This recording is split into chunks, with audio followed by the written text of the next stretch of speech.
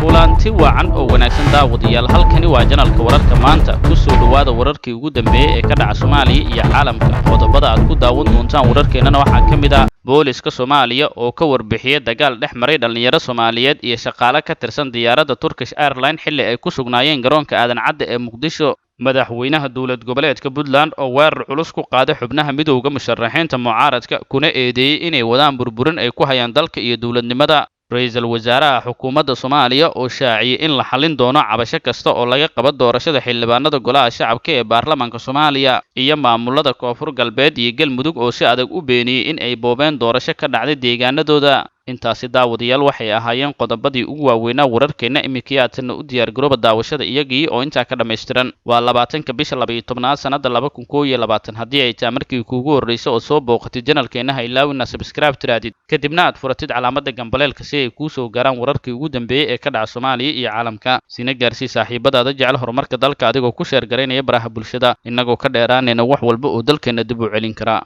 aynu ku bilownay ra'iisul wasaare Roble ayaa sheegay inay xalin doonaan cabashada laga qabo doorashada xildhibaanada golaha shacabka ee ka socota dalka ra'iisul wasaaraha xukuumadda Soomaaliya Maxamed Xuseen Roble ayaa sheegay in mar walba ay soo gaarto cabasho la xiriirta arrimaha doorashooyinka dalka taasna ay uga timaado dhanka midowga musharaxiinta mucaaradka iyo xubno kale oo ka mid ah golaha wakiilada beesha caalamka waxa uu si cad u sheegay in doorasho kasta ay leedahay cabasho sax iyo been ah midkii ay doontaa aatee balse xukuumad ahaan ay diyaar u yihiin in ay xaliyaan cabashada laga keeno doorashada xildhibaanada kuwaas oo uu sheegay inay ugu badan tahay midowga musharaxiinta mucaaradka cabashada ka imaanaysa xilligan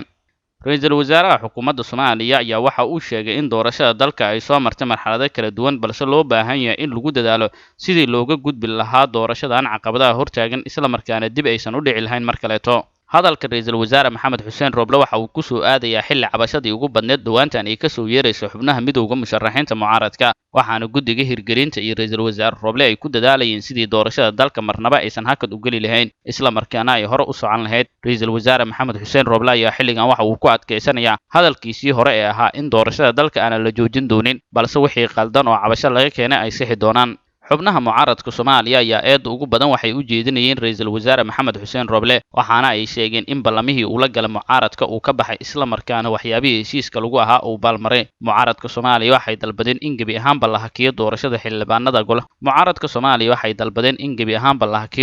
xildhibaanada golaha shacabka ee baarlamaanka Soomaaliya isla markaana loo soo jeestay in la saxo qaladaadka ka dhacay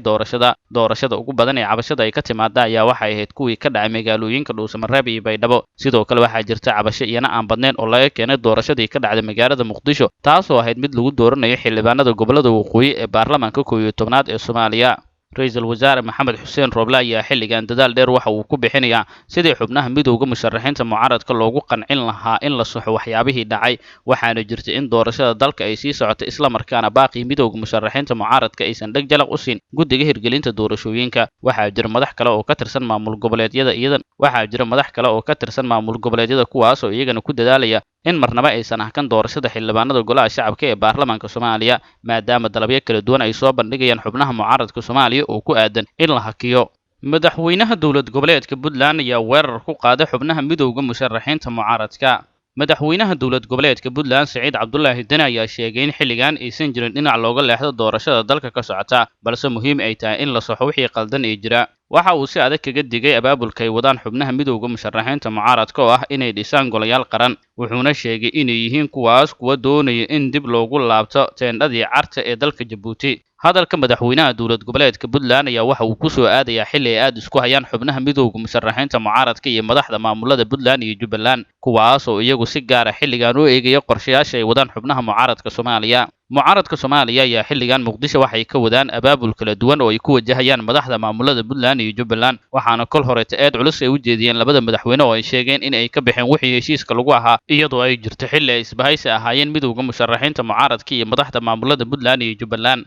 arrinta ugu weyn ee mucaaradka Soomaaliya iyo Saciid Cabdullaahi Dani ay isku hayaan ayaa waxa ay tahay in Saciid Cabdullaahi Dani iyo Axmed Madoobe ay doonayaan in xildhibaanada ka soo baxa deegaanada Puntland iyo Jubbaland ay cod ka siiyaan Saciid Cabdullaahi Dani isla markaana jadwalkii hore ee heshiiska lagu ahaa una dhaxeeyay mucaaradka iyo sidoo kale madaxda Puntland iyo Jubbaland uu meesha ka baxay waxaana muuqata dagaalka culus ee xilligan ka dhex aloosan xubnaha mucaaradka iyo sidoo kale madaxda maamulada Puntland iyo Jubbaland Saciid Cabdullaahi Dani ayaa xilligan wuxuu aad ugu dadaalayaa in uu soo dhiso xildhibaano uu ku kalsoon yahay isla markaana maalinta isaga codka uu u baahan yahay codka ku caawiya waxaana sidaas meesha kaga baxay xubnaha mucaaradka oo markii hore rajo ka lahaa maamulada Puntland iyo Jubbaland xildhibaanada ka imaan doona inay heli doonaan madaxweynayaasha maamulada Galmudug iyo Koonfur Galbeed ayaa beeniyay in ay boobeen doorashada xildhibaanada golaha shacabka ee ka dhacday deegaanadooda madaxweynaha dowlad goboleedka Koonfur Galbeed Soomaaliya Cabdicasiis Xasan Maxamed Laftagareen ayaa waxa uu sheegay in mar walba ay maqlaan in doorashada ay boobeen balse arrintaas ayuu ku tilmaamay mid been abuur ah oo waxba aysan ka jirin waxa uu sheegay Laftagareen in doorashadan ay u qabteen 4 ka mid ah beelaha Koonfur Galbeed balse aysan jirin cid kursiga laga boobay wuxuuna ku baaqay in qofkii kursigiisa waayo uusan dadka ka dhaadhicin in la boobay doorashada wax walbana ay tahay nasiibka iyo ruuxa inuu soo bixi karo iyo in uusan soo bixi doonin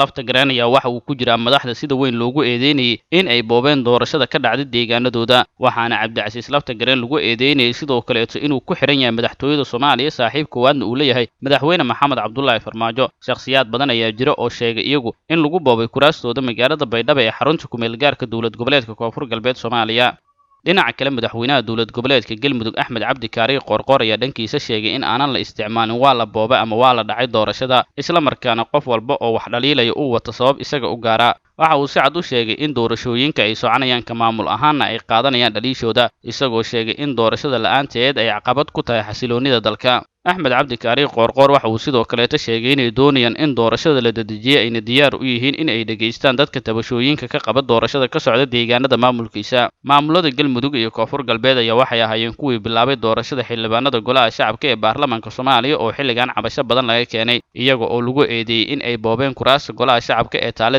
deegaanadooda Axmed Cabdi Kaari Qoorqoor madaxweynaha dowlad goboleedka Galmudug ayaa xilligan waxa uu sheegay sidoo kale inay ku dadaalayaan inay saxaan wax walba oo dhaliila oo laga qabo maamulkiisa gaar ahaan doorashada ka socota deegaanadooda xubnaha midowga musharaxiinta mucaaradka ayaa madaxda ay sida adag u weerareen waxa qayb ka ah Axmed Cabdi Kaari Qoorqoor waxayna ku eedeeyeen in uu boobay kuraasta qaar oo beelihii lahaaba ay cabasho xoog leh ka keeneen ugu dambeynna booliska Soomaaliya ayaa ka hadlay dhacdo ka dhacday garoonka diyaaradaha Aadan Cadde ee Muqdisho taliska ciidanka booliska Soomaaliya ayaa ka warbixiyay dhalinyaro Soomaaliyeed oo weerartay shaqaale ka tirsan shirkadda diyaaradaha Turkish Airlines falkaas ayaa waxa uu ka dhacay garoonka diyaaradaha Aadan Cadde ee Muqdisho maalintii shalay ahayd afhayeenka ciidanka booliska Soomaaliya Gaashaanle Cabdifataax Aadan ayaa waxa uu sheegay in maalintii shalay ahayd markii ay garoonka timid diyaaradda Turkish Airlines uu isfahmi waa soo kala dhex galay shaqaalaha diyaaradda iyo qaar ka mid ah rakaabkii saarnaa balse ay ku bixeen ciidanka booliska Soomaaliya afhayeenka oo warbaahinta kula hadlayay Muqdisho ayaa waxa uu sheegay in gudaha diyaaradda ay ku dagaalameen qaar ka mid ah rakaabka iyo shaqaalaha isla markaana uu dhaawac soo gaaray qaar ka mid ah shaqaalaha diyaaradda